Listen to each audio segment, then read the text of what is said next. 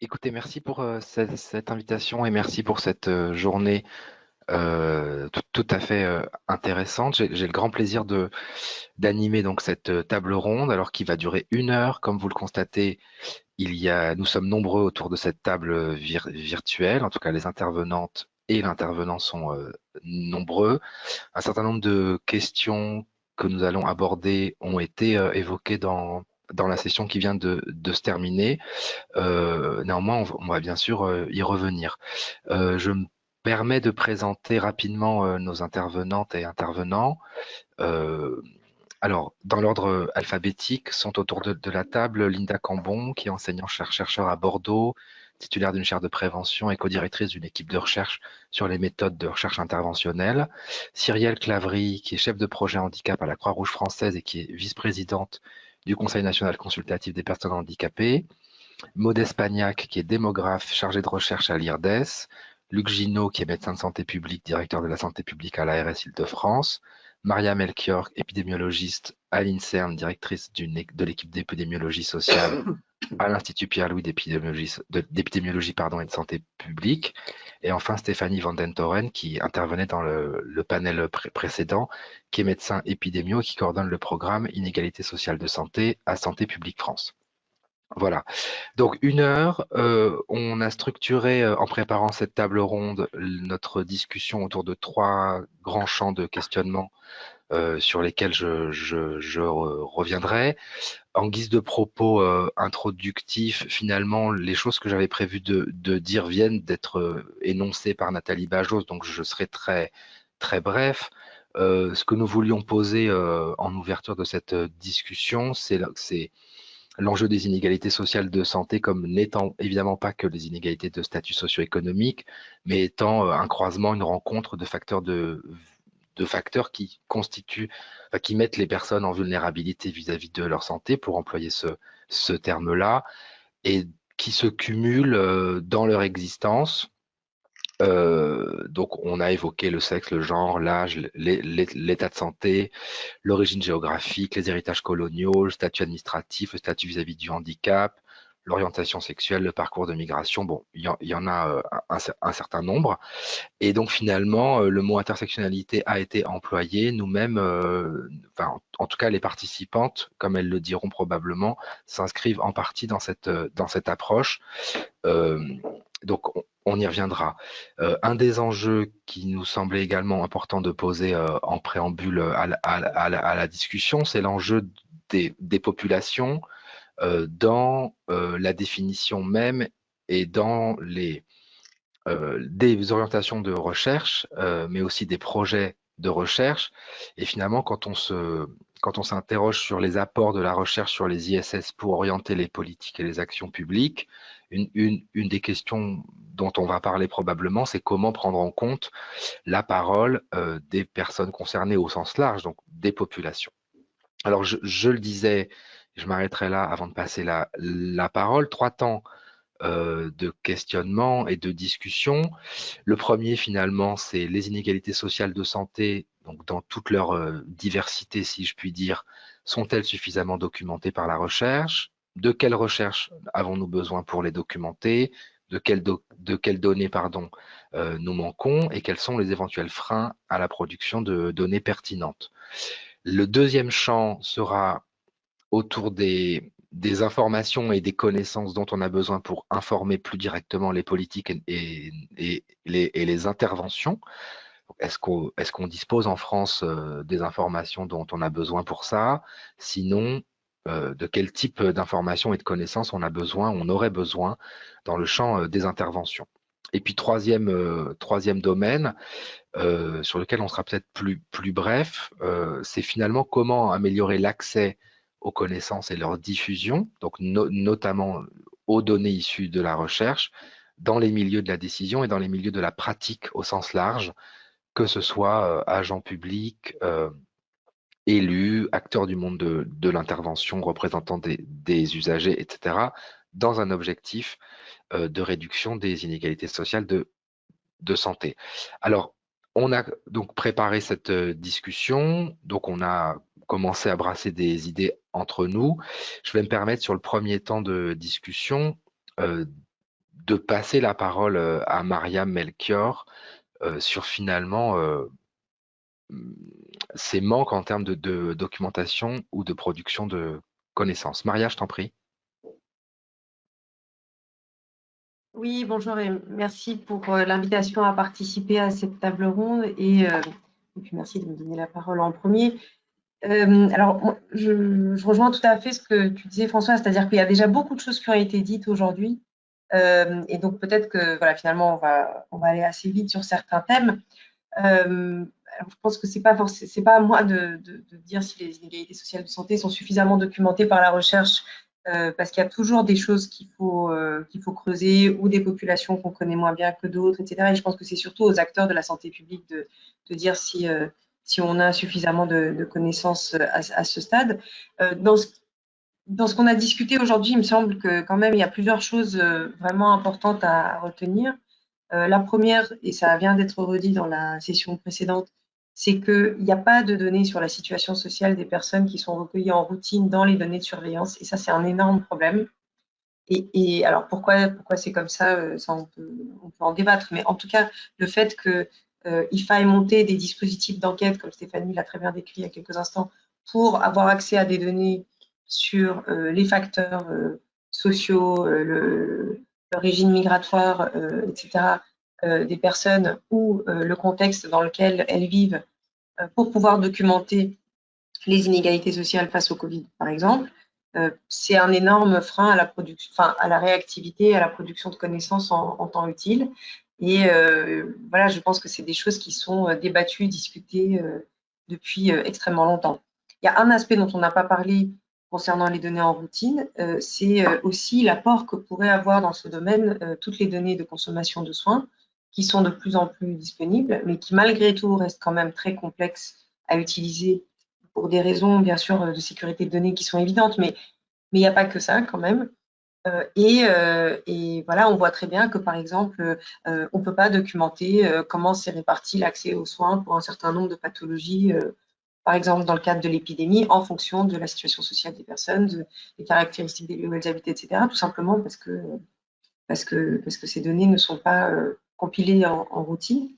Et il y a un autre élément sur lequel j'aimerais aussi insister, qui a aussi été abordé dans la table, enfin, dans la discussion précédente, c'est que en particulier, il y a quand même des verrous vraiment très importants pour arriver à prendre en compte différents aspects de la situation sociale des personnes, et notamment le statut migratoire. Bien sûr que ça pose énormément de risques. Il y a eu des questions là-dessus il y a quelques instants. Et bien sûr qu'il y a des raisons qui expliquent aussi cette situation. Néanmoins, voilà, on se prive vraiment, je pense, de bonnes données. Et donc, en fait, enfin, de données qui seraient importantes pour l'action. Et de ce fait, voilà, l'action n'est pas forcément connectée à l'évidence-based. Voilà. Je m'arrêterai là pour l'instant. Ok, merci. Pour illustrer en partie ce que tu viens de dire et puis ce qui a aussi été évoqué précédemment, en préparant cette discussion, Luc Ginaud, donc de son point de vue de alors décideur, intervenant, en tout cas maître d'œuvre d'une politique à l'échelle d'un territoire, nous faisait part d'un certain nombre de manques finalement qu'il a pu ressentir dans l'année et demie écoulée. Luc, est-ce que tu veux bien partager cette situation avec nous? Oui, alors comment dirais-je, je suis en situation un tout petit peu incertaine dans la mesure où une partie des questions dont je veux dire que je me suis posées trouve quand même en grande partie des réponses dans ce qui a été présenté aujourd'hui. Ce qui veut dire qu'on a quand même un petit sujet aussi de temporalité. Et je vais en dire deux. Moi, ce qu'on m'a demandé de dire, c'est finalement, au moment de la crise maximale, c'est-à-dire en gros, on va dire dans le premier semestre de 2020 et dans les quelques mois qui ont suivi, qu'est-ce qui nous a manqué? Alors, moi, je pense que le premier point qui est très très clair du point de vue d'une agence, qui est l'Agence régionale de santé de l'Île-de-France, qui en principe n'est pas celle qui est la plus indifférente aux questions d'inégalité sociale de santé. Donc finalement, le premier aspect qui moi m'a frappé, c'est que nous n'avions pas de données d'alerte. La première alerte sur les inégalités claires, c'est notre délégation dans le 93 se dit il se passe quelque chose en Seine-Saint-Denis. On meurt plus chez nous, on a des indicateurs mais extrêmement extrêmement empirique qui est, très clairement, les collègues des hôpitaux et les collègues des villes nous disent on est dans une situation où on a le sentiment que ça meurt beaucoup plus chez nous qu'ailleurs. Et du coup, avec pour nous une énorme question qui est est-ce que le système hospitalier est en train de produire lui-même une mortalité plus importante qu'ailleurs? Ce qui était pour nous quelque chose qui était, quand je dis que ça nous a empêché de dormir pendant quelques semaines. Et donc, on a passé la première commande sur les inégalités de mortalité à l'ORS, qui a été passée très très vite, qui ensuite a été suivie d'autres. Mais de ce point de vue-là, j'ai tendance à dire que nous n'avons pas eu d'alerte qui nous permettent de dire en routine, il se passe quelque chose en termes d'inégalité sur cette épidémie-là. Or, les choses étaient extrêmement violentes. Donc, pour moi, le point c'est ça. Il se trouve que les collègues de la délégation ont eu, si j'ose dire, le nez creux, que derrière l'ORS a enchaîné les choses et que du coup, on a probablement gagné du temps et qu'ensuite, ça a permis de tout ce développement-là. Mais je crois que c'est le point. Le deuxième point, c'est qu'ensuite, les données qu'on a eues sont des données qui étaient évidemment, à ce moment-là, uniquement des données écologiques et relativement globales. C'est-à-dire que lorsqu'on approche, lorsqu'on a donné finalement, c'est l'approche par territoire avec des éléments d'explication, mais je vais en prendre un qui est très clair, c'est la question du lien avec l'habitat. Ce qu'on nous a dit, c'est qu'il y a un habitat qui est surpeuplé. Fort bien, mais un habitat surpeuplé, ça ne nous donne pas suffisamment d'éléments pour l'action derrière. Est-ce que c'est de l'habitat ancien surpeuplé? Est-ce que c'est de l'habitat social avec une occupation particulière par des hébergements chez les tiers? Est-ce que c'est des personnes qui sont, comme on le voit aux États-Unis, en cours d'expulsion, qui peuvent éventuellement peser? Enfin, des choses extrêmement concrètes en termes de lieu d'action, ça, on l'a pas eu. On a eu finalement, et moi, ce que j'ai tendance à dire, c'est d'une certaine façon, pour les déterminants sociaux, c'est comme si on disait dans des études où si on produit des informations disant en termes de comorbidité, ben, ils vont bien ou ils vont pas bien. Quand on est sur des éléments cliniques, on va quand même un peu plus loin. C'est-à-dire qu'on dit en quoi est-ce qu'ils vont pas bien. Chez les déterminants sociaux, on a eu comme information, ben, c'est là où il y a des travailleurs plutôt mal qualifiés et c'est là où il y a un logement surpeuplé. Et avec ça, moi, je ne sais pas faire de l'action publique. Donc, on sent bien qu'on a eu une question, et je reviendrai peut-être un peu plus tard, de pression. Et puis, le dernier aspect, c'est que je trouve qu'il nous a manqué une dynamique de production des connaissances. Je vais prendre un exemple un peu plus concret là encore. On s'est dit à un moment donné, il se passe quelque chose sur les travailleurs, c'était en gros au moment du dépistage, au début de la deuxième vague. Il se passe quelque chose sur les travailleurs du commerce, on va arriver dans la phase des soldes dans peu de temps, il faut qu'on facilite le dépistage. Et donc, on a mis en place tout un tas de trucs autour du dépistage dans les centres commerciaux, à Rungis à 4 heures du matin, etc., etc. Ça a été l'échec cinglant. C'est-à-dire qu'on a mis des moyens, on a préparé avec les syndicats, avec les entreprises, etc. Quasiment personne n'a accepté de se faire dépister. Quand on reprend derrière, on retrouve un élément qualitatif qui apparaît ailleurs, qui en fait, l'élément structurant, c'est moins l'emploi que la crainte de la perte d'emploi. C'était à ce moment-là la crainte de la perte du revenu du dimanche lié à l'isolement, et puisqu'on arrivait en période de solde et du coup de l'ouverture des magasins le dimanche. Et ça, ce genre d'analyse, je dirais, à la fois dynamique et qualitative, nous étions, et nous restons encore, relativement fragiles là-dessus, et ce sont des choses qui comptent sur l'action publique. Donc finalement, d'une certaine façon, je crois que les questions de la temporalité de l'alerte, les questions de la précision des données, les questions de ce que c'est qu'un déterminant social qui est abordé de manière encore un peu, je dirais, surplombante aujourd'hui, et pas dans ce qui peut se déplisser concrètement, c'est finalement ça qui nous a manqué. Et puis, il y a un point que j'avais prévu de développer un peu, mais sur lequel je vais être beaucoup plus modeste, parce que finalement, je ne sais pas dans quelle mesure c'est moins un déficit de connaissances qu'un déficit d'appropriation de notre part par les connaissances, c'est la question de la compréhension du rôle des mécanismes de ségrégation. C'est-à-dire qu'on sent bien qu'il y a quelque chose qui s'est joué derrière ça. Qu'est-ce qui s'est joué derrière ces mécanismes de ségrégation urbaine, en particulier en Ile-de-France, où la ségrégation urbaine est extrêmement forte par rapport à d'autres régions, où la concentration de la pauvreté dans les quartiers, la richesse dans d'autres est un élément quand même très, très spécifique par rapport aux métropoles européennes. Qu'est-ce qui s'est joué dans cette ségrégation-là? On sent confusément qu'il y a quelque chose qui tourne autour de ça. Qu'est-ce qui tourne autour de ça? Je ne le sais pas. Et du coup, nous ne savons pas quelles actions mener sur ce plan-là. Voilà. Donc, en gros, si je dois dire les questions qui m'ont manqué, c'est cette idée, mais je le dis avec la modestie de me dire, est-ce que finalement, nous n'avions pas les informations ou est-ce que nous n'avons pas su aller chercher les informations? C'est ça qui, pour moi, reste peut-être une question. Voilà. Merci beaucoup. Est-ce qu'il y a des commentaires, des remarques, des réactions à ce que vient de dire Luc, Gino, chez Stéphanie, chez Maria, chez d'autres évidemment? sur les connaissances, Vas-y, Maria, pardon. Oui, peut-être pour répondre, parce que je suis un peu dans la... Ah, pardon. Maria, Vas-y, puis Stéphanie.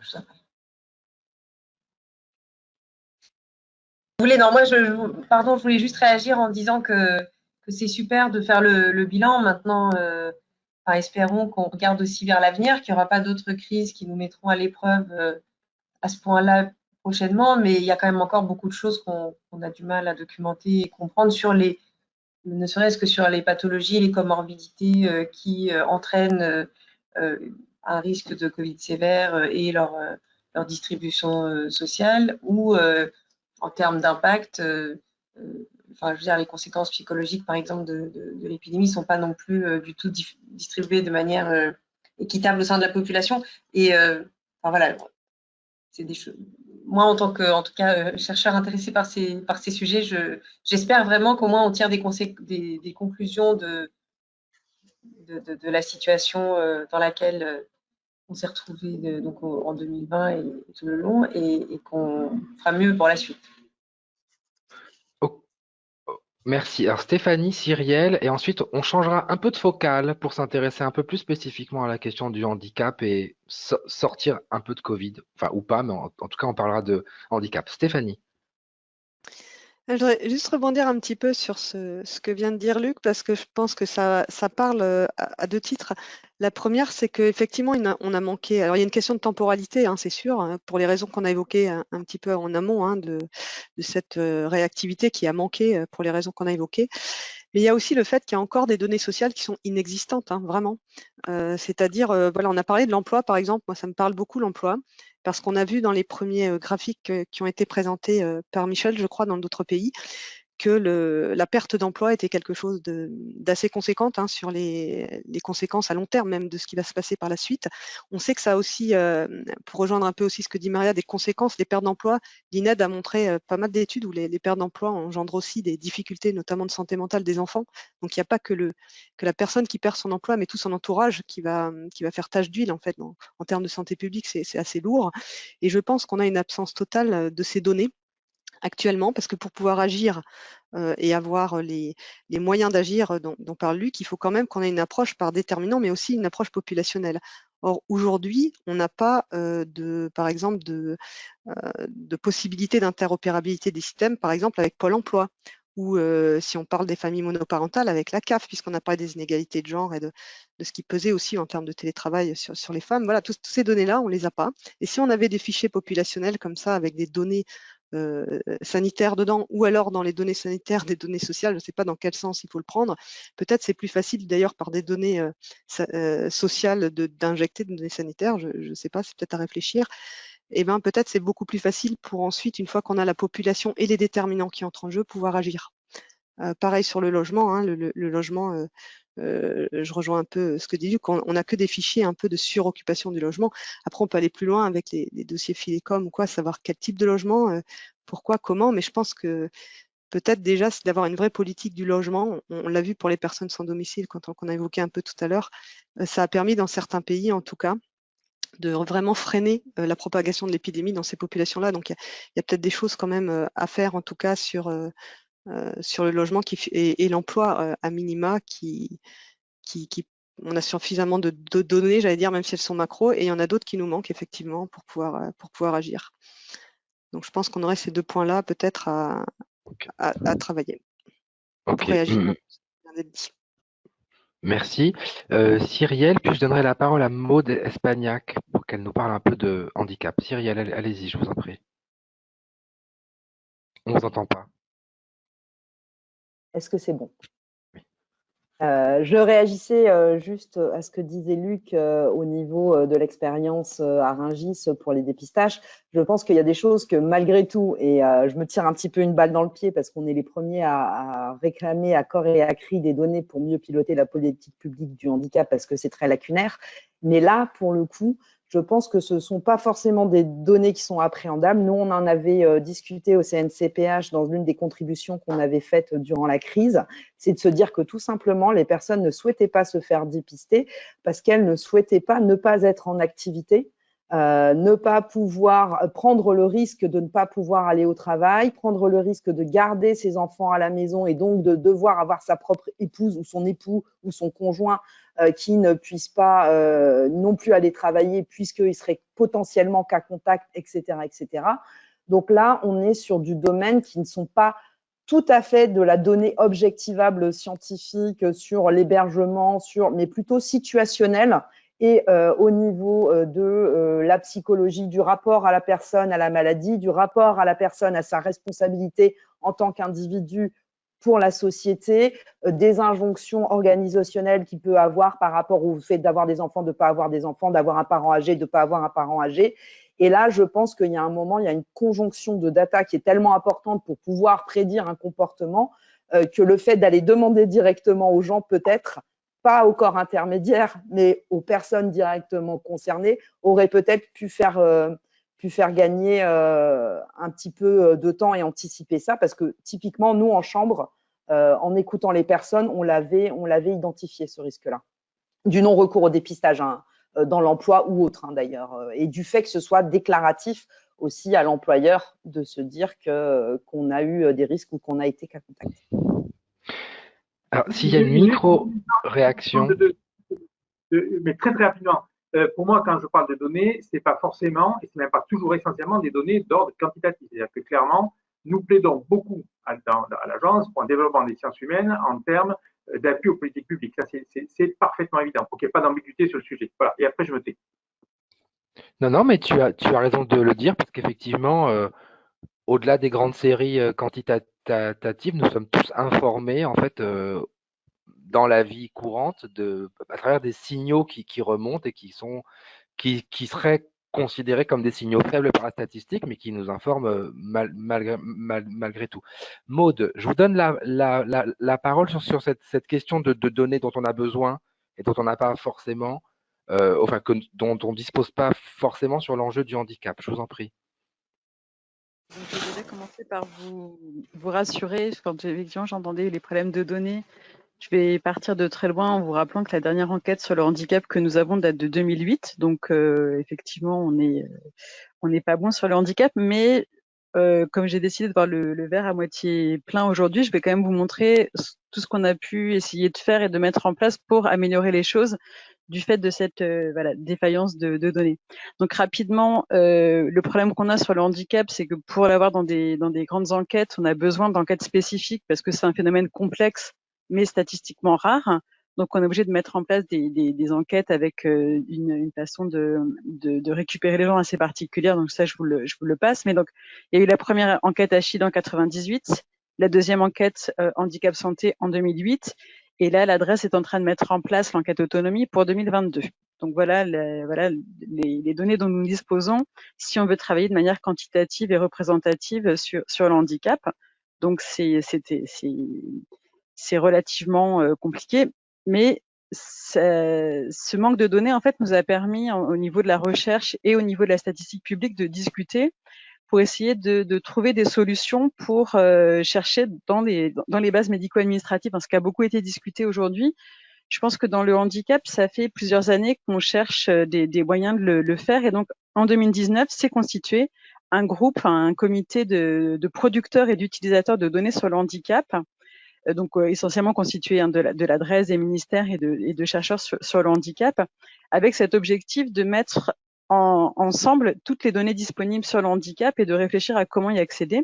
Parce qu'on a quand même l'avantage dans les enquêtes sur le handicap qu'elles sont appareillées au SNDS systématiquement depuis 2008. Enfin, il y a vraiment cette réflexion d'appareiller les données et de se dire on pourra continuer à suivre les personnes par la suite, c'est-à-dire les interroger à un moment donné et puis utiliser donc des données qui sont mobilisables régulièrement pour développer ça. Donc, pour faire très très rapide, l'adresse est partie sur deux grandes pistes utilisées donc dans toutes les enquêtes de la statistique publique. Il est obligatoire de poser le MIDI module européen. Donc, il y a une question sur l'handicap ressenti. Donc, essayer de se dire avoir des personnes handicapées dans des enquêtes non dédiées pour pouvoir travailler là-dessus.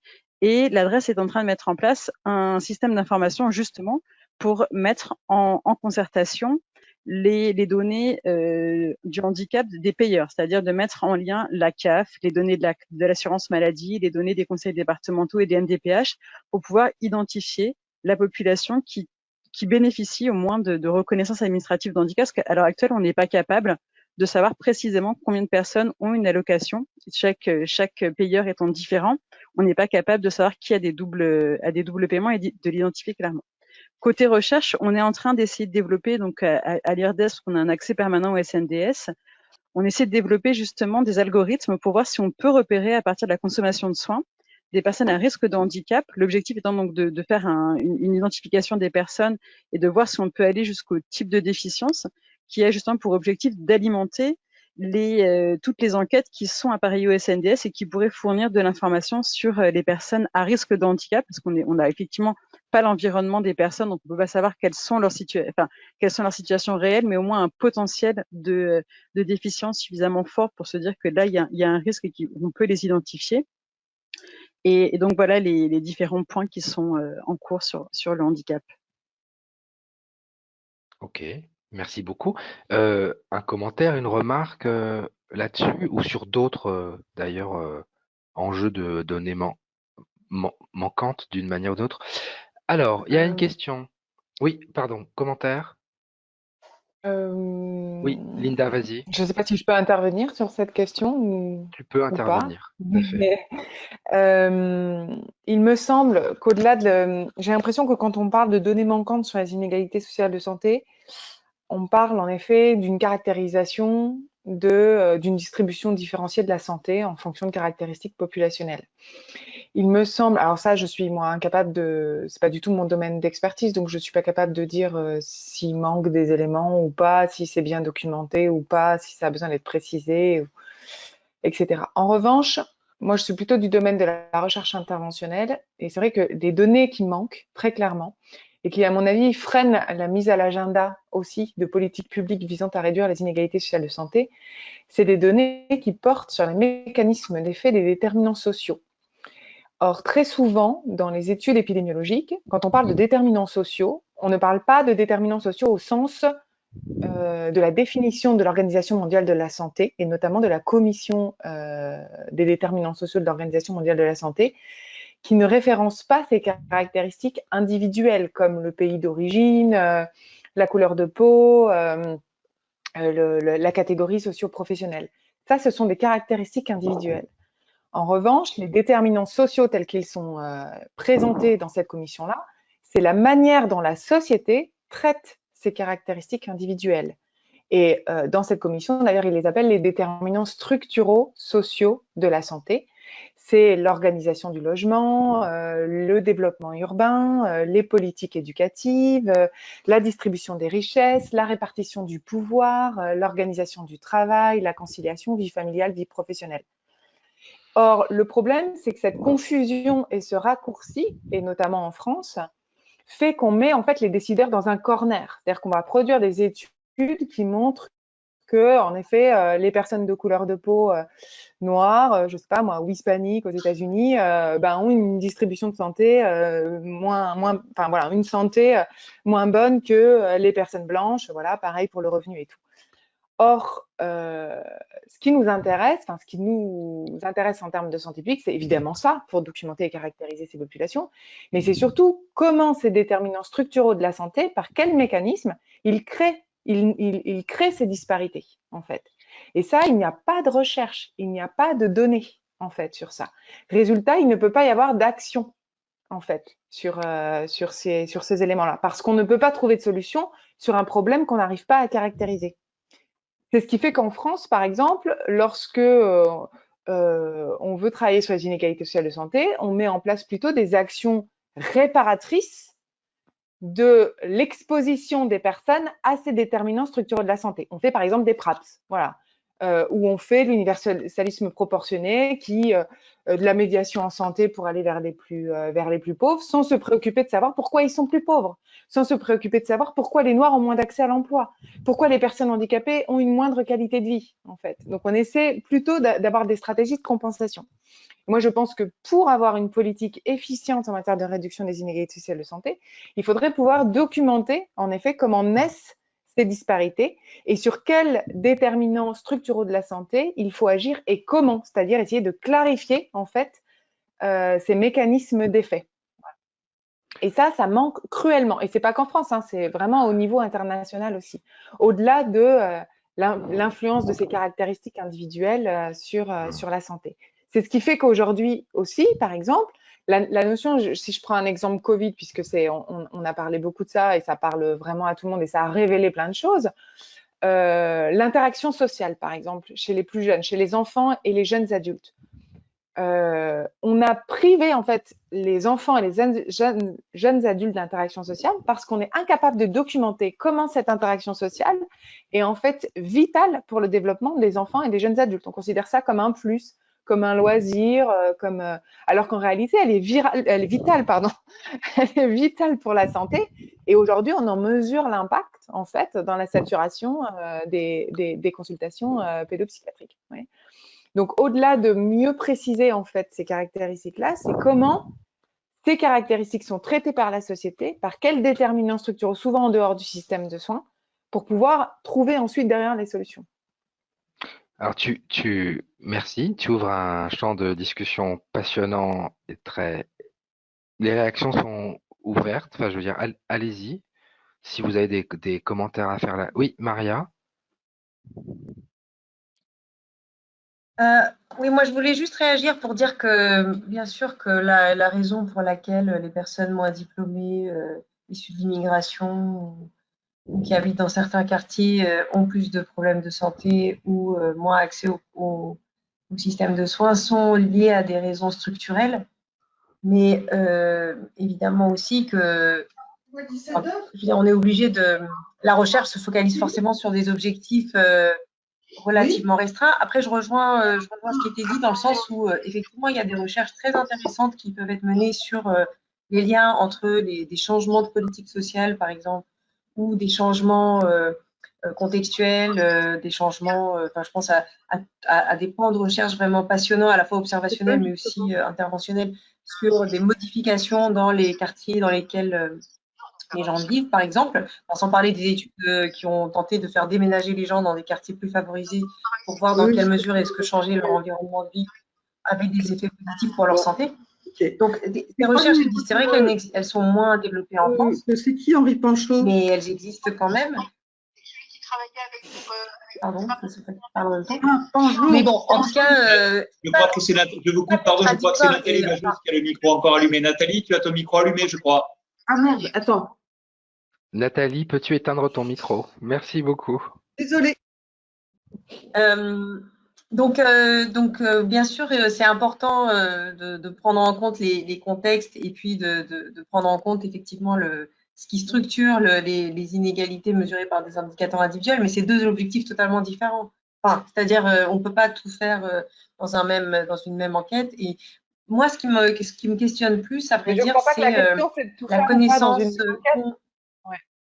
Mon propos ne fait pas dire qu'il faut tout faire. Chacun son expertise. Et c'est vrai que cette recherche observationnelle-là, malheureusement, elle manque. Elle est inexistante. Ça existe. Enfin, moi, je ne suis pas d'accord, ça existe. Il y a des choses qui sont faites aussi par des économistes, par exemple, par des gens qui travaillent dans les sciences politiques. Enfin, voilà, il y a aussi d'autres domaines de la recherche qui s'intéressent à des questions comme ça beaucoup plus larges. Après, je suis d'accord pour dire qu'il faudrait le développer. Par contre, moi, ce qui me questionne plus, c'est le fait, comment dire, c'est à quel point certains des interlocuteurs dans le domaine de la santé publique sont quand même très peu formés au concept d'épidémiologie sociale, même de santé populationnelle. Enfin, et ça, je pense que c'est un frein aussi pour développer des recherches. Par exemple, nous, dans l'équipe, on a une formation d'une semaine pour des étudiants de Master 2 en épidémiologie sociale qui essaie de couvrir différents aspects de la recherche en épidémiologie sociale. Bref. Mais c'est vraiment, pour certains des jeunes médecins, par exemple, qu'on a en stage d'internat ou qui sont inscrits en Master d'épidémiologie, c'est une toute… Enfin, oui, j'arrête. C'est vraiment…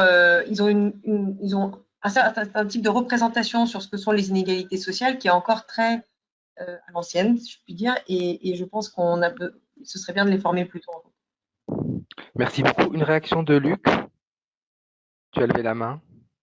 Sur la question de l'approche structurelle, Évidemment, je suis largement convaincu qu'il ne faut pas avoir que des marches réparatrices. Je pense qu'il y en a qui faut faire attention.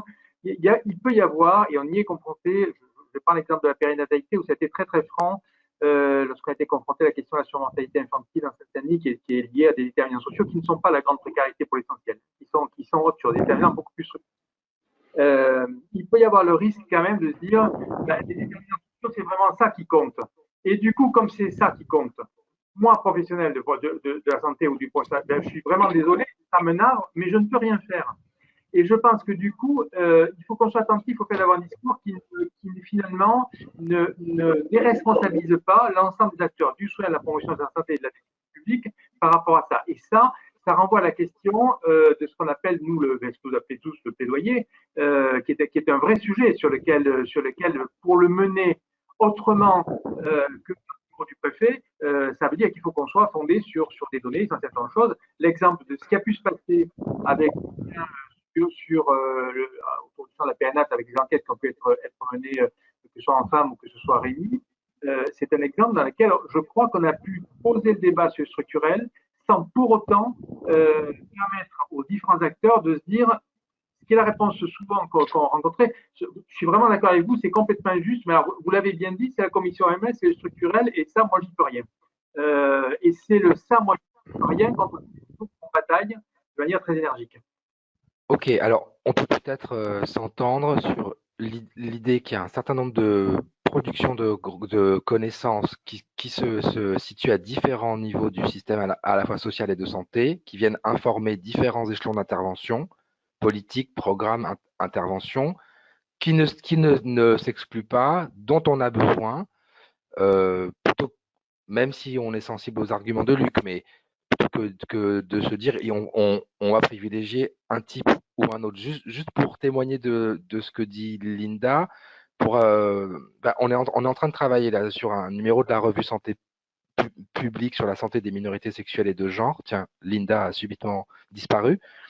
Et dans les papiers qui nous sont arrivés, beaucoup en fait s'intéressent effectivement aux mécanismes structuraux qui, tu es revenu, beaucoup s'intéressent à ce qui finalement façonne à la fois l'environnement des individus, leurs conditions d'accès aux services de santé ou de non-accès ou de non-recours, leur environnement intérieur, même, j'allais dire, leur rapport aux soins, à la santé, etc. Donc, il y a quand même des choses qui existent. Mais probablement pas sur l'ensemble des questions et dont on fait probablement pas toujours usage dans la construction des politiques et des interventions, effectivement. Sous réserve d'une micro-intervention, il faut quand même qu'on passe à la deuxième question, Stéphanie. Oui, non, c'est juste pour apporter une illustration sur ce que vient de dire François. Par exemple, sur les minorités sexuelles, la discrimination est un poids très fort. C'est aussi un mécanisme et pourtant c'est aussi mesurable. Et donc, ça ne s'exclut pas et ça permet de mieux comprendre et comment ça se forme et comment on peut agir dessus. Indépendamment, voilà un exemple, par exemple, qui ne relève pas de la santé, mais qui pourtant a un impact très fort sur la santé sexuelle. Voilà, c'était juste une illustration, pardon. Mais du coup, merci à Linda d'avoir amené le sujet, pour le coup, dans la discussion. Alors, si on passe à notre deuxième deuxième bloc, on voulait s'interroger, enfin d'ailleurs on a commencé à le faire finalement, sur les connaissances, les données suffisantes pour informer les politiques et en particulier les interventions. Finalement, on voulait se demander en termes de levier d'action, alors c'est très directement lié à ce dont on vient de parler, hein, est-ce que on a suffisamment de connaissances en France et où de quel type de connaissances on aurait besoin? Alors là encore, on avait commencé à structurer notre discussion. D'abord, on voulait aborder un point sur l'évaluation de l'impact des interventions sur les ISS. Là-dessus, je vais donner la parole à Stéphanie, puis à Luc, puis à Maria. Puis après, on voulait aborder l'enjeu de la recherche interventionnelle un peu plus spécifiquement. Stéphanie, sur la question de l'impact, et Cyrielle aussi d'ailleurs voulait intervenir là-dessus.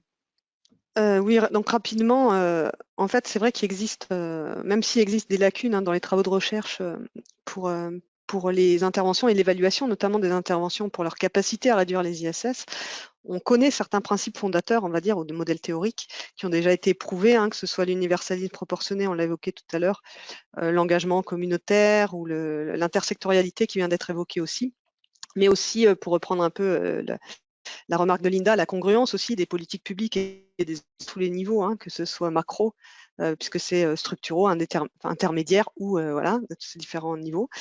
Mais pourtant, la seule façon de connaître vraiment l'efficacité d'une intervention sur les ISS, c'est vraiment la mesure de l'impact différencié selon les catégories. Et là-dessus, en fait, on a très peu de données, parce que ce qui garantit l'efficacité, bien sûr, comme ça vient d'être dit, il faut avoir analysé les causes et pouvoir agir sur les leviers les plus prometteurs, certes, mais il faut rester à pouvoir mesurer réellement qu'une intervention, quand elle est mise en place, elle ne contribue pas à creuser les inégalités sociales de santé, voire qu'elle les réduise. Or, on se rend compte qu'on a très très peu de données qui permettent, moi j'en ai recensé 2 ou 3, enfin avec les, peut-être que je connais mieux ceux qui ont été faites notamment sur le tabac avec Unplug, qui a montré une efficacité plus importante chez les catégories les plus défavorisées, ou encore Pralimap, où il y a vraiment montré qu'elle ne contribuait pas à creuser les inégalités sociales de santé, mais au contraire, elle permettait de les réduire, mais il y a très peu de publications qui mesurent ça en fait. Donc je pense qu'il est nécessaire d'avoir une meilleure connaissance des actions probantes, mais qui réduisent les ISS, et ça c'est très rare. Donc on aimerait bien pouvoir le connaître pour pouvoir aussi connaître les conditions de déploiement, et il n'y a que qu'à ces conditions-là qu'on pourrait espérer avoir un impact populationnel. Merci beaucoup. Cyrielle, vous évoluez dans un environnement un tout petit peu, entre guillemets, décalé, même si en fait il ne l'est pas vraiment, celui du handicap et du CNCPH. Vous aviez des choses à dire là-dessus, sur l'évaluation de l'impact? En fait, c'était un petit peu décalé parce que l'impact, pour moi, on le vit aussi concrètement sur les retours du terrain qu'on peut avoir via les associations, puisqu'on est un conseil qui regroupons des associations de personnes, des organismes gestionnaires. Et c'est vrai qu'on a des remontées qui ne sont pas des données de recherche, mais qui sont ce que vous avez appelé, qu'on peut appeler des signaux faibles, mais quand à un moment ils deviennent congruents, ça devient des signaux forts tout de même. Alors, ça n'a peut-être pas valeur scientifique, mais en tout cas, on peut raisonnablement se dire que ça a une valeur en soi et que donc, pour diriger, piloter les politiques publiques, ça peut servir d'indicateur, bien humblement. Bien sûr, ce n'est pas de la production de données rigoureuses, mais cependant, je pense qu'il ne faut pas pour autant l'écarter. Et du coup, ce que je voulais aborder, c'était plus le fait de se dire que déjà dans les mesures qui sont prises, alors dans le secteur du handicap, et c'est le cas aussi dans le cas du sexe et du genre, il me semble, normalement, quand les politiques publiques prennent des mesures, il faut faire des études d'impact. Alors, ce n'est pas les mêmes études d'impact scientifiques que vous, mais normalement, quand on prend une mesure, on doit à minima s'assurer qu'elle ne nuise pas. Et qu'elles ne nuisent pas à ces deux populations. C'est une circulaire qui demande de le faire. Je pense que ces études d'impact, elles devraient être menées préalables, devraient être menées avec les personnes pour qu'elles soient complètement efficaces, mais les mesures d'impact a posteriori aussi, selon moi, devraient s'appuyer sur les ressentis aussi qui sont peut-être moins objectivables, c'est peut-être moins le taux de mortalité, de comorbidité, mais la qualité de vie, c'est quelque chose qu'il faut arriver à appréhender, et c'est peut-être, selon moi, le type de données qui nous manquerait, qui serait moins objectivée, qui serait moins présente peut-être dans des recherches scientifiques. En tout cas, on n'en a pas suffisamment connaissance pour pouvoir les opérationnaliser en termes de plaidoyer, comme le disait Luc, ce qui pose la question aussi des liens, bien sûr, entre les productions de la recherche et son intégration, appropriation par les publics, et donc de la co-construction des recherches avec les publics directement aussi. Donc là, je tire un peu un fil qui est très long, mais en gros, c'était ce que je souhaitais partager avec vous. Ok, merci. Maria, l'évaluation de façon spécifique de l'impact des interventions sur l'inégalité sociale, c'était un sujet que tu voulais aussi aborder. Je t'en prie. Oui, enfin vraiment juste en 2 mots, d'autant que j'ai déjà beaucoup parlé et qu'il y a du bruit autour de moi parce qu'il y a des étudiants de master qui s'en vont. Oui, juste pour dire que en fait, je pense que c'est vraiment un sujet empirique et que moi, ça m'est arrivé plusieurs fois d'être sollicitée par des acteurs de terrain qui me disaient, par exemple, on a mis en place une action de renforcement des compétences psychosociales dans une crèche, dans une zone défavorisée en région parisienne. On aimerait savoir est-ce que ça marche, est-ce que ça permet de réduire les inégalités sociales pour cette population qui va être qui va avoir un accompagnement particulier. Et en fait, je me suis aperçue que c'est des choses sur lesquelles il n'y a pas d'exigence des financeurs forcément, il n'y a pas en tout cas de financeurs de ce type d'action en fait. Et puis il n'y a pas forcément c'est pas évident de monter des dispositifs d'évaluation ad hoc quand on n'est pas du tout dans le même timing en fait, les acteurs de terrain et puis les chercheurs. Donc on arrive à faire des choses parce que moi je trouve que c'est extrêmement positif quand les gens veulent évaluer ce qu'ils font et dans quelle mesure est-ce que leurs actions sont efficaces.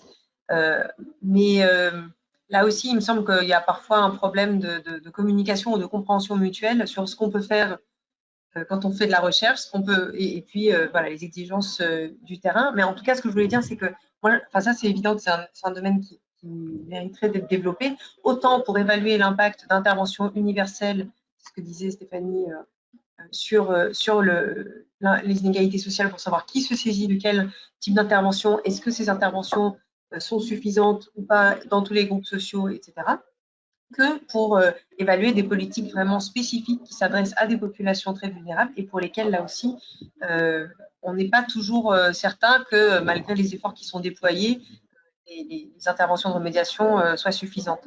Mais c'est important de garder ces deux axes-là et pas uniquement se focaliser sur les interventions pour les populations les plus Ok, précaires. merci. Alors, avant de passer la parole à Luc, je partage avec lui et avec vous cette question qui est remontée du chat, qui est très liée à ce qu'on est en train de se dire. Finalement, est-ce qu'on a besoin de la recherche? C'est lié à la temporalité? Est-ce qu'on a besoin d'attendre des résultats actualisés avant d'intervenir et pour intervenir dans une perspective de réduction des ISS? Est-ce qu'on ne peut pas, au fond, anticiper et prendre en compte, a priori, intégrer ces dimensions dès la conception et la mise en œuvre? Luc, tu avais des choses à dire sur ces questions de données sur l'intervention.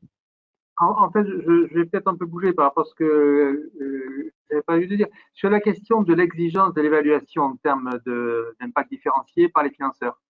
Il se trouve que nous faisons partie des financeurs, nous faisons même partie des gros financeurs.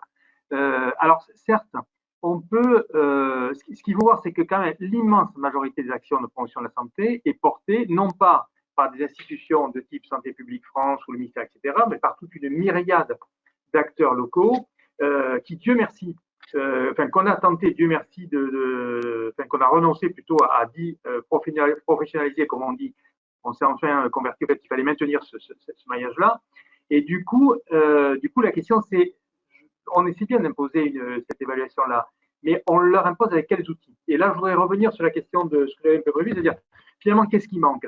Il me semble qu'il manque aujourd'hui quelque chose qui soit utilisable par ces acteurs de terrain ou ces acteurs de terrain un peu intermédiaires sur la caractérisation des déterminants. Par exemple, j'ai été très sensible à ce que disait dans la table ronde d'intervention d'avant Nathalie Bergeau sur le fait que la prise en compte des rapports de domination, c'est-à-dire non seulement la caractérisation sociale en termes des catégories sociales A, B, C de l'INSEE, qui n'est plus du tout, enfin, qui est nécessaire, mais qui n'est plus tout opérationnel dans les formes aujourd'hui de l'emploi, dans les formes aujourd'hui du salariat ou du non-salariat, etc. Et d'avoir quelque chose d'assez simple qui permette de caractériser la position sociale en termes de domination, la position sociale en termes de qualité de choix, la position sociale en termes de discrimination auto-identifiée, comme ça se présente dans un certain nombre d'autres pays. Ça nous permettrait de proposer aux acteurs des choses d'évaluation qui soient, des stratégies d'évaluation qui soient relativement opérationnelles et qui correspondent au terrain sur lequel ils interviennent. Or, aujourd'hui, ces outils un peu simples n'existent pas. Enfin, n'existent pas. En tout cas, sont pas généralisés. Donc, moi, je crois que vraiment, pour moi, le premier point, c'est vraiment d'avoir des outils perceptuels, des outils de description et d'autodescription de comment on se situe dans le système économique et qui permettent de caractériser réellement l'impact social. Et le deuxième point, les deux points sur lesquels je voudrais un peu insister. Alors, l'un qui va paraître un tout petit peu un ovni par rapport à la discussion sur l'évaluation. C'est la question, je reviens sur la question du système de soins. c'est que je pense que tant qu'on n'évaluera pas, on n'obligera pas le système de soins à travailler sur l'évaluation de sa propre production en termes d'inégalité sociale, on ne sera pas crédible sur le fait de l'imposer aux acteurs de la promotion de la santé. Parce que sur le fond, ce qui donne, qu'on le veuille ou non, alors j'ai vu dans le chat que les professionnels de soins n'étaient pas les seuls professionnels de santé, j'entends bien, je suis bien placé pour le savoir, mais en même temps, ce qui donne la culture en termes d'inégalité, on ne peut pas avoir sur un territoire des acteurs de promotion de la santé à qui on dit évaluez donc votre action en termes de réduction des inégalités, et un établissement ou un hôpital à qui on dit écoutez, si vous me dites ce que vous faites sur la CMU, c'est déjà pas mal. Et si on lui dit, dites-nous ce que vous faites un peu plus à la CMU, mais il va nous répondre, je ne peux pas, puisque je n'ai pas le système d'information pour ça. Donc, je crois que sur le fond, la question de la culture de l'évaluation en termes d'égalité, elle est indissociable entre les acteurs de la promotion de la santé et les acteurs du... Je saute mon dernier point, avec regret, mais je le sais. C'est très aimable parce que tout ceci est bien frustrant. Nous sommes déjà à 50 minutes et on n'a pas du tout à aborder tout ce qu'on souhaite aborder.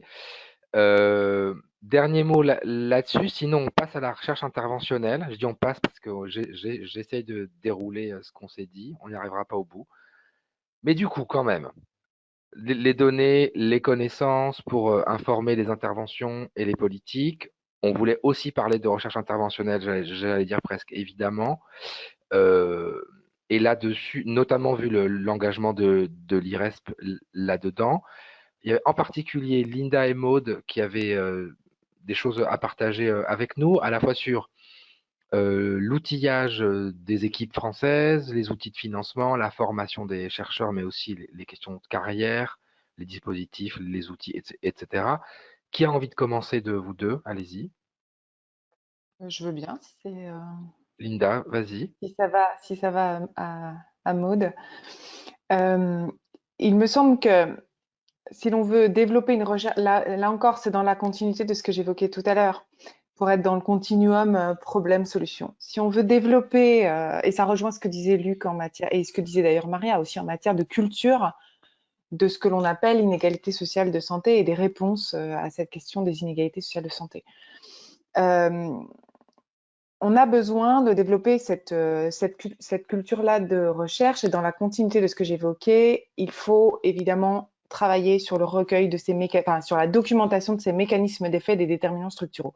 Lutter contre les inégalités sociales de santé, c'est modifier les déterminants structuraux de la santé. On l'a partagé ça avec l'Organisation mondiale de la santé. Donc ça veut dire pouvoir les caractériser, ce que j'évoquais tout à l'heure. On sait par exemple que les espaces verts ont un rôle sur la distribution de la santé des enfants. La question qui se pose maintenant, c'est comment, en fait, c'est-à-dire de quoi on parle, quel espace, pourquoi faire, avec quelle fréquentation, dans quelles conditions ces espaces verts ont un impact sur la santé des enfants de manière différenciée dans la population. Et ça nécessite de développer une recherche qui est assez différente, en fait, de celle une recherche interventionnelle qui est assez différente de celle que l'on développe aujourd'hui.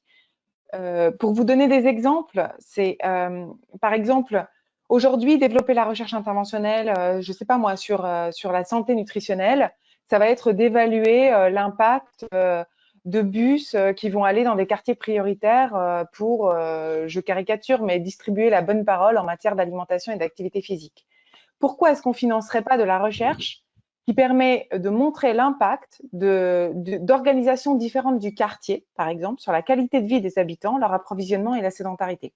Ça a été fait, par exemple, par Nice, où ils ont simplement mis des bancs, par exemple, dans un quartier. Donc, ça nécessite de construire des bancs et de mettre des espaces protégés à l'ombre pour que les personnes âgées puissent se déplacer dans leur quartier, là où elles ne se déplaçaient pas avant. Plutôt que de tester l'effet souvent très faible d'ailleurs d'intervenants extérieurs en milieu scolaire travaillant tel thème, puis tel thème, puis tel thème, pourquoi ne pas tester comment des modèles d'éducation alternatifs, en fait, permettent de favoriser la santé développementale et la santé mentale des enfants. Plutôt que de tester des plateformes d'écoute ou des sites internet de soutien à la parentalité, pourquoi ne pas tester des modalités de conciliation vie professionnelle, vie familiale autour de la naissance des enfants? Plutôt que de tester des ateliers santé qu'on va prodiguer sporadiquement en milieu de travail, tester des organisations du travail différentes pour améliorer la qualité de vie au travail. Et donc, ça nécessite en fait une recherche qui sort vraiment du milieu du soin, d'accord, et qui surtout embarque en fait des acteurs qui sont très différents, c'est-à-dire des chercheurs Là, c'est une recherche qui est très interdisciplinaire. Là, il ne s'agit pas de mettre un sociologue de la santé et un épidémiologiste ensemble, ou même un psychologue de la santé. C'est de travailler avec des urbanistes, de travailler avec des gens spécialistes du transport, de travailler avec des gens spécialistes de la culture. Vous voyez, et ça, c'est une recherche qu'on n'arrive pas à faire en France. Et pour moi, il faudrait vraiment qu'on permette ce type de recherche interventionnelle si on veut pouvoir agir sur ces déterminants structuraux. Aujourd'hui, les faiblesses, c'est quoi? C'est que ce type de recherche, elle n'est pas à l'agenda des bailleurs de recherche parce qu'ils connaissent, et ça a été rappelé par Maria tout à l'heure et par Luc, mais une malconnaissance en fait de ce que sont ces inégalités sociales de santé et comment elles naissent. C'est une recherche qui est par nature athématique, alors que la plupart de nos logiques de financement de recherche, elles sont sur les pathologies. Elles ne sont pas sur les déterminants structuraux, elles sont sur les pathologies. Et les interventions, on le voit bien, ne sont pas des interventions de santé, ce sont des interventions structurelles. Elle est puissamment pluridisciplinaire, et ça, en France, on a quand même des difficultés. On arrive à s'entendre entre épidémiologistes, sociologues de la santé, psychologues de la santé, mais alors parler à des urbanistes, voilà, à d'autres secteurs, c'est déjà quand même un autre domaine. Enfin, c'est compliqué, et c'est normal que ce soit compliqué. On est dans des épistémologies différentes, dans des méthodes différentes. Et puis, il y a ce retard à la française dans l'appropriation du concept de l'inéquité en santé. Donc, je pense que à la fois les outils de financement, mais aussi les outils de formation des jeunes chercheurs, la temporalité aussi, parce qu'évidemment, c'est des recherches qui peuvent être longues. La temporalité, nos outils collaboratifs aussi, entre les acteurs d'un côté qui vont installer les bancs, qui vont modifier l'organisation scolaire ou l'environnement même bâti, en fait, scolaire. Ça nécessite d'avoir des partenariats très forts avec ces gens-là, en fait. Et on n'a pas aujourd'hui d'outils conventionnels et structurels, en fait, qui permettent ce type de recherche. Donc, pour moi, il faut travailler, en fait, l'ensemble des outils, des moyens qui permettraient le développement de ce type de recherche. Sinon, on sera toujours, comme je le disais tout à l'heure, dans une recherche qui va évaluer l'impact de stratégies compensatrices, en fait, de ces déterminants structuraux. Et on n'arrivera pas, on n'arrive déjà pas à bien documenter, même s'il y a quelques travaux, en effet, qui existent sur le sujet, mais à bien documenter comment ces déterminants structuraux agissent, et on n'arrivera pas à montrer aux décideurs comment on change les choses, en fait. Et le décideur, si on ne lui fait pas de proposition concrète pour changer les choses, argumentée, ben, il ne prendra pas la décision, en fait. Merci pour ces développements. On arrive tranquillement, mais sûrement malheureusement vers la fin, toujours dans le registre de finalement d'éléments structurels de la recherche. Maud, je crois que vous vouliez partager avec nous aussi une ou deux réflexions sur les obstacles à l'engagement dans ce type de recherche.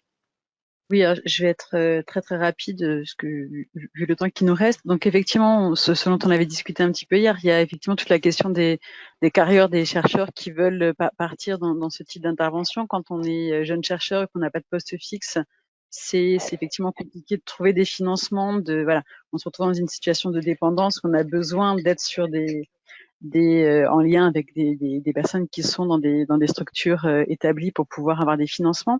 Et nos discussions m'ont aussi amené à me dire, par rapport effectivement à tout le monde associatif, on en a un petit peu discuté avec l'IRESP, mais la question de comment financer, d'ailleurs quand on veut faire de la recherche participative avec d'autres personnes que des chercheurs, c'est du temps aussi, et des associations, c'est du temps de tout le monde, et on ne peut pas le financer. C'est-à-dire qu'on fait des projets, des beaux projets participatifs.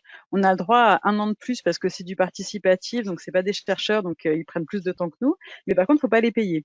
Donc effectivement, comment on fait pour réussir à faire tout ça? Enfin, voilà, c'est vrai qu'on peut avoir des relations individuelles avec des gens qui vont accepter de passer du temps pour discuter de nos projets, mais ça reste effectivement une question de se dire, voilà, pourquoi pour nous le temps c'est de l'argent et du financement, mais pas pour eux. Voilà, je vais essayer de conclure là-dessus. Merci. Alors, le temps imparti est écoulé, donc j'avais prévu de terminer en vous demandant quelles recommandations pour la mission Chauvin qui va s'intéresser aux questions de recherche, mais si ça a été enregistré et qu'il y a une restitution, il y a largement de quoi nourrir le rapport de la mission Chauvin là-dessus. Et de fait, on me dit qu'on a encore une dizaine de minutes devant nous. Ouh. Alors, dernier tour de table.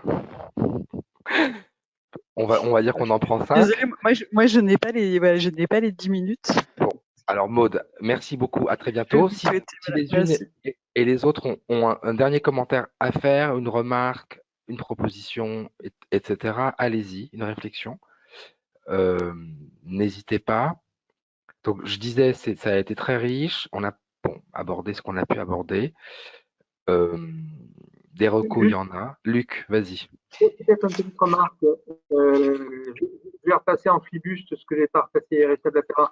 Je pense qu'il me semble que dans le débat aujourd'hui, on est entre les acteurs de la recherche, les acteurs de la promotion de la santé et quelques décideurs, on va dire. Et moi, il me semble qu'il est en train de se glisser, en tout cas nous on ressent de France, autour du Covid, l'émergence d'un besoin de connaissances de la part d'autres grands acteurs. J'ai donné 3 exemples qui sont les syndicats de salariés. On a travaillé avec eux sur la question, c'est un exemple autour du dépistage. Ils ont fait tout un boulot sur la mobilisation des retraités adhérents à CGT, CDT, FO, FSU pour les faire venir vers la vaccination. Et les questions qu'ils ont posées avant de faire ça, c'est d'essayer de comprendre qu'est-ce qu'ils faisaient. Enfin, en gros, de comprendre pourquoi est-ce qu'on leur demandait d'agir, d'une certaine façon. Et de la même manière, quand on travaille avec les acteurs du logement social, que ce soit les bailleurs et les associations locataires, donc moi, je serais assez favorable à ce que dans le dialogue qu'on essaie d'instaurer avec ces grands acteurs qui sont des gens qui pèsent sur les politiques publiques, que les gens de la recherche ne se limitent pas au dialogue avec les gens de la promotion de la santé, mais essaient aussi de concevoir des choses qui parlent à ceux qui sont dans les grands champs qu'on appelle des déterminants. Voilà, donc c'est peut-être ce point-là sur lequel j'élargirai un peu peut-être voilà. Et après, je me tais parce que je vois François qui s'agit. Non, mais j'opine du chef surtout pour ajouter qu'il y a quand même en plus un certain nombre de projets qui ont été menés avec des partenaires assez divers, financés par l'IRES, financés par l'INCA. Et donc, on peut aussi s'inspirer de ce type de partenariats qui ont été montés. S'il y a un dernier...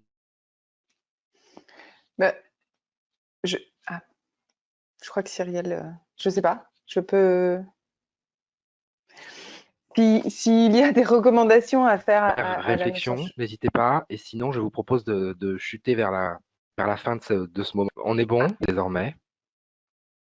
Vous êtes revenu. Je pense que tu as été déconnecté à un moment, Cyrielle, François. vous souhaitiez intervenir? Oui, mais du coup, Linda était en train de parler. Juste pour aller dans le prolongement de ce que disait Luc, j'aurais souhaité bien insister sur en recherche interventionnelle sur la notion d'acteur. Je vois quand même une tendance à aller chercher les acteurs professionnels, que ce soit de la santé, des bailleurs sociaux, etc. Et certaines fois, on oublie les acteurs que sont les personnes destinataires de la politique publique ou de l'action ou de l'intervention.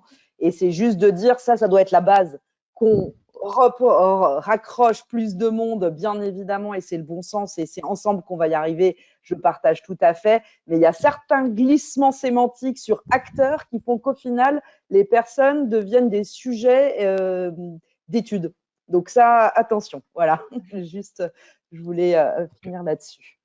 Eh bien, je pense que c'est une parfaite conclusion de nos réflexions. La santé des populations avec les populations.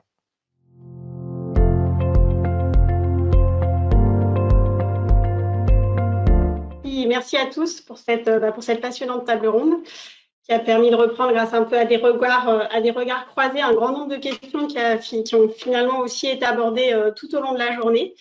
Donc, je remercie aussi les participants à cette table ronde, mais aussi à toute la journée, aux différentes sessions qui ont eu lieu.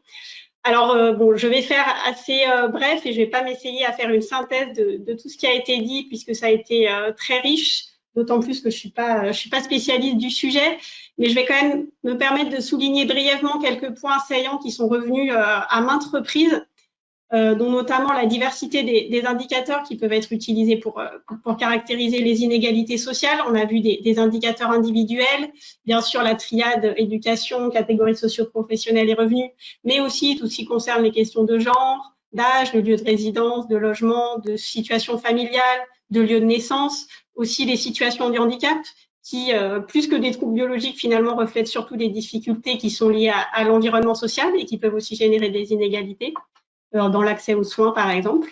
Et puis, les indices qui seraient des indices cumulés, comme on a vu avec l'indice de défavorisation sociale. On a aussi vu que finalement ces différents indicateurs étaient à croiser dans des approches comme les approches intersectorielles, mais aussi qu'ils étaient à suivre dans le temps pour pouvoir finalement caractériser plus des trajectoires, des parcours qui permettent de voir derrière les aspects cumulatifs des inégalités sociales.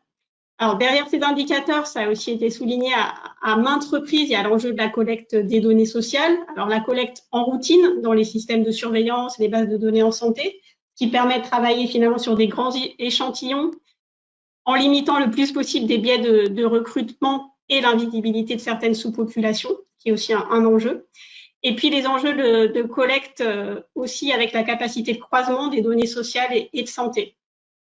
En parallèle, de manière complémentaire, on a aussi vu l'intérêt d'exploration plus fine sur des échantillons qui peuvent permettre, sur des échantillons plus restreints, mais qui peuvent permettre de mettre en évidence certains mécanismes de manière un peu plus approfondie et qui peuvent aussi permettre de montrer l'intérêt d'intégrer certains indicateurs dans des grandes enquêtes ou dans des collectes en routine.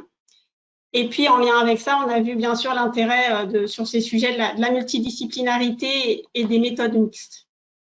Alors, à partir de ces données et puis des indicateurs aussi qui sont construits dessus, on a souligné aussi l'intérêt de développer des approches populationnelles, bien sûr, et des approches sur les mécanismes qui sont sous-jacents à ces inégalités, donc sur des mécanismes transversaux qui ne seraient pas uniquement par une réflexion par pathologie.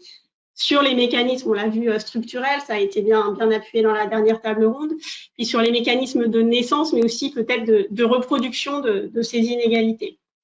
On a aussi beaucoup parlé du gradient social qui apparaît très marqué comme concernant certains déterminants de santé, certaines pathologies et puis de manière plus globale concernant l'espérance de vie. Mais on a surtout vu que les choses n'étaient pas si linéaires et qu'il y avait des phénomènes qui étaient très complexes en jeu. On a vu par exemple l'exemple de certains cancers avec le gradient social qui joue pour la survie à ces cancers, mais moins sur l'incidence. On a pu voir aussi les risques et dynamiques de l'infection au Covid qui est surtout associée à un niveau de défavorisation qui est élevé, sans qu'on ait finalement un continuum avec des niveaux de défavorisation qui sont un peu moins élevés, et donc un gradient qui n'est pas homogène. On a pu voir aussi au cours de la journée la plus grande vulnérabilité alimentaire pour les populations défavorisées, mais aussi plus marquée à certains moments de la vie, comme par exemple lors du passage à la retraite pour les hommes. Donc, on voit qu'il y a vraiment des différents niveaux de lecture et des choses qui sont des mécanismes très complexes et importants à décortiquer pour finalement, derrière, pouvoir mettre en place les actions sur ce sujet-là. Alors, en tant qu'IRESP, finalement, on a un rôle important à jouer aussi pour pouvoir soutenir la recherche sur ces sujets. Alors, d'autant plus que, comme on l'a vu aussi, on traverse une période particulière.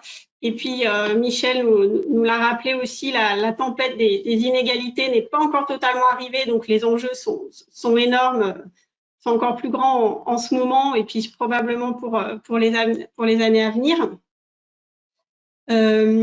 Et donc, nous, l'IRESP, avec nos membres, qui nous permettent de financer notamment des projets de recherche au travers de différents appels à projets, on a vraiment à cœur de continuer de soutenir des recherches sur les inégalités sociales, y compris des recherches participatives, et de pouvoir vous donner les moyens de le faire.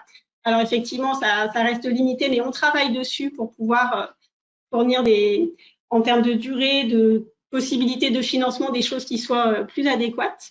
Aussi pouvoir soutenir des recherches interventionnelles, et ce, dans le domaine de la santé avec des interventions en santé, mais aussi au-delà qui auraient un impact sur la santé et la réduction des inégalités sociales. Alors, à ce sujet, je vous mentionne quand même l'appel à projet Services, interventions et politiques de santé qui vient d'être lancé et qui est articulé cette année autour de deux grands axes thématiques, donc prévention primaire et promotion de la santé, et puis les nouvelles formes de coopération et structuration des équipes professionnelles en santé. Et c'est un appel pour lequel la question des inégalités sociales est transversale, tout comme les approches de recherche interventionnelle. Donc, vous avez jusqu'au 18 octobre pour déposer vos projets. Cette thématique des inégalités sociales, elle aussi, elle irrigue un peu, elle est transversale à tous nos autres appels à projets. Alors, je mentionnerai juste qu'il y a un appel à projet addiction qui est coporté avec l'INCa, qui sera probablement qui va sortir à l'automne, sachant que le dernier là, est en cours d'évaluation. Et puis nos appels à projets sur le champ de l'autonomie. Avec les questions de vieillissement et de situation du handicap, qui est également en cours d'évaluation, et puis des appels qui seront lancés au premier trimestre 2022. À l'IRESP, avec nos membres, on a aussi un rôle important à jouer sur la question du transfert de connaissances. Je sais que c'est un sujet sur lequel, lors de la table ronde, vous auriez eu beaucoup de choses à dire, mais voilà, par manque de temps, on n'a pas pu aller plus loin sur cette question-là, mais qui est vraiment essentielle pour que finalement les données de la recherche puissent être appropriées par la décision, par les différents acteurs qui sont dans l'action aussi. Et donc, notre mission est de faire vivre cette interface et de l'animer.